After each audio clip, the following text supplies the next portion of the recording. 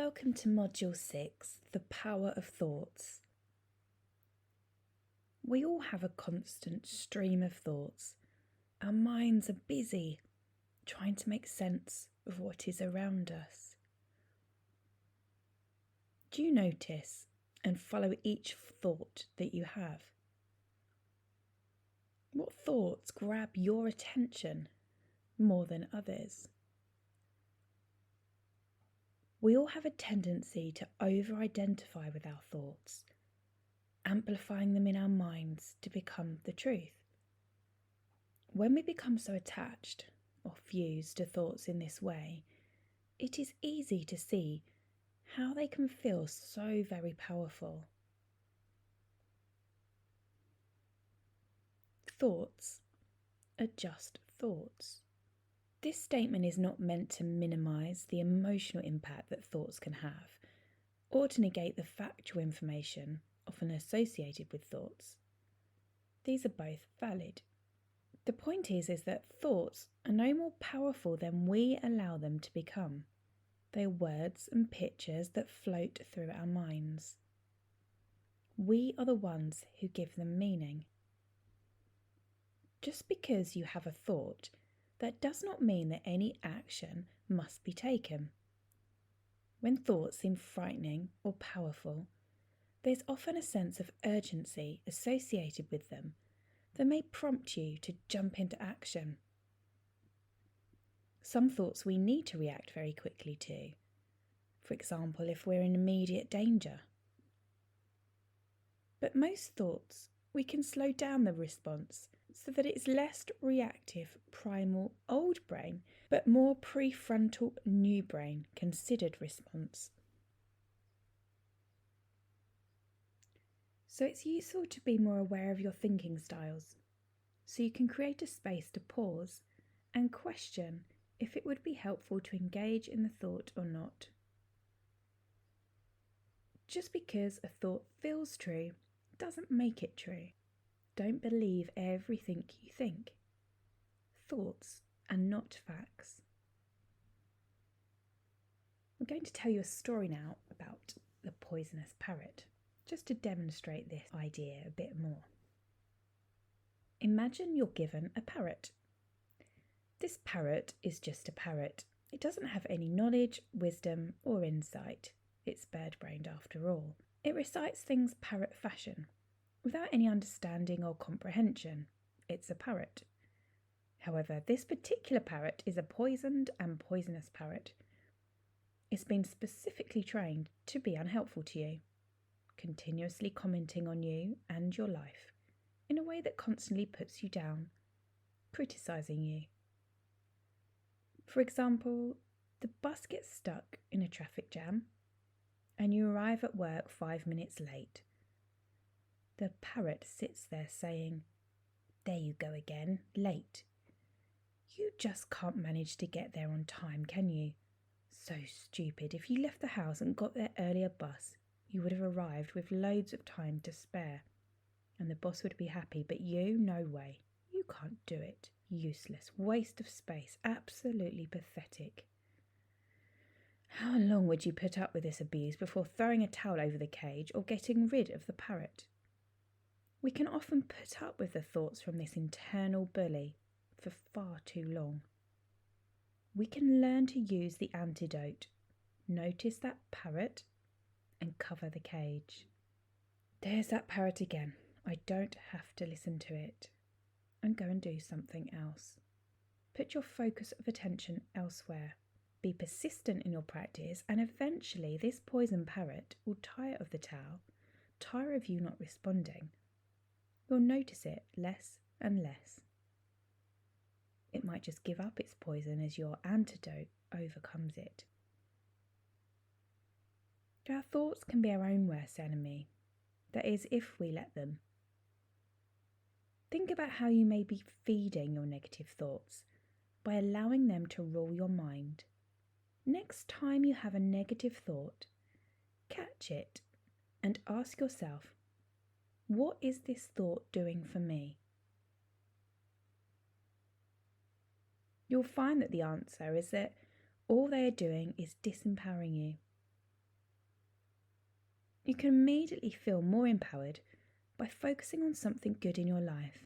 We can create greater peace, confidence, and a more positive outlook by learning how to manage our thoughts. After all, this battle can be won because we have the power of choice. If you are thinking, oh, how can I change my thoughts? Well, you don't really have to. Thoughts will come and go.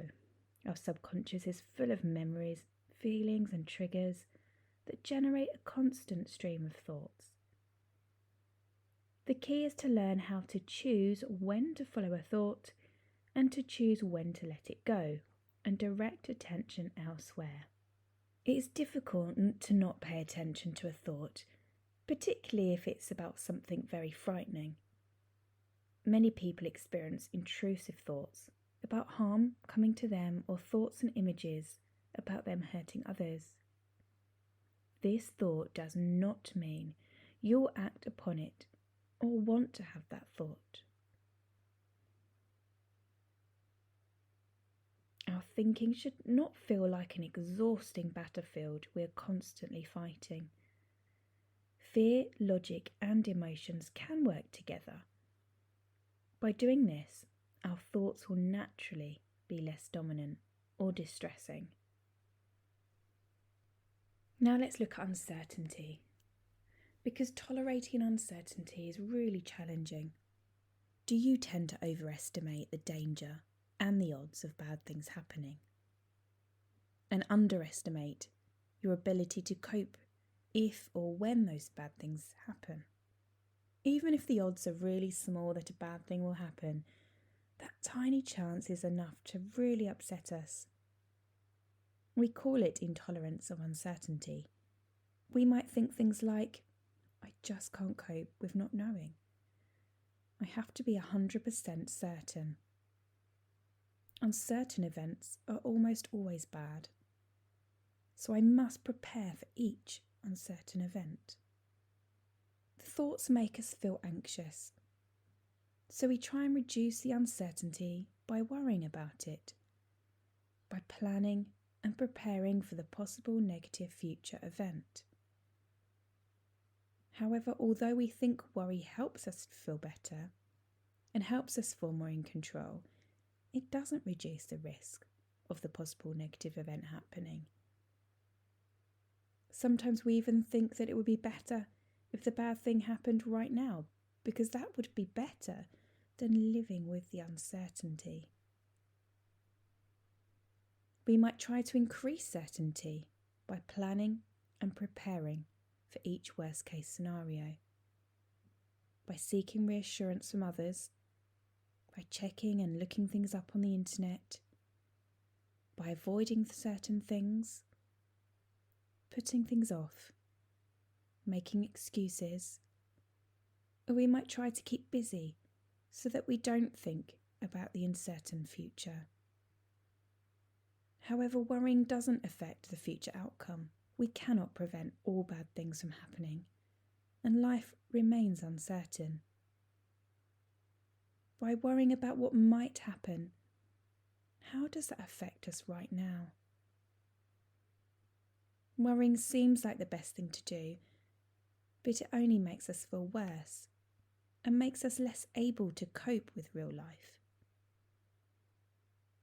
A more beneficial strategy is to learn compassion and confidence in coping. So start to practice this. Step 1. Step back. Ask yourself, am I telling myself a scary story? Step 2. Do I need to take action? It doesn't have to mean anything. I do not have to engage with this thought. Step 3. If it is not helpful, cover the cage. Don't feed it. Step 4. What is helpful to focus on and control? Step 5. Build cooperation and understanding with these difficult thoughts. And step 6. Soothe any difficult feelings, like the feeling of uncertainty. So in summary, thoughts can feel automatic and negative ones can really grab our attention. Thoughts are not always accurate and can be biased towards threat, so don't believe everything you think. Building awareness of our thoughts helps create a space between having a thought and responding to it in a more helpful and accurate way. So now complete the task sheet to help you explore your thoughts and build a strategy around dealing with the thoughts when they become negative and unhelpful. And now this module is completed. Next is feeling the feelings.